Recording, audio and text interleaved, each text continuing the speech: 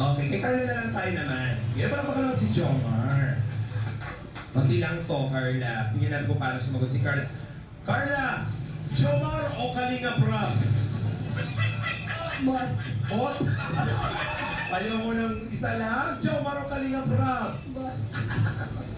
Ayaw mo talaga iba si Kuya Rob niya. Okay. Beneficiary o blogger? Surprise or plan? Surprise. Surprise. Ako pa din dyan. Bigo o Manila? Bicol po. Small business or YouTube career? Small business po. Iyak o tawa? Tawa po. Puto o chinta?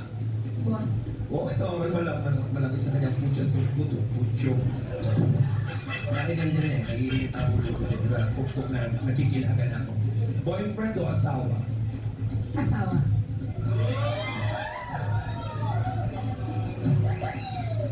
Kung ikakasal ka kanino? Sa kanya.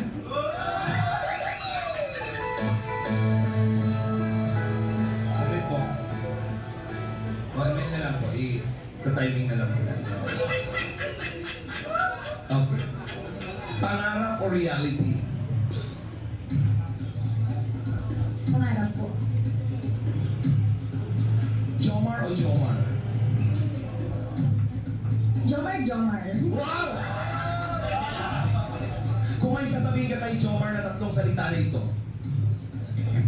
I love you. palakpakan naman po natin. Grabe naman yan.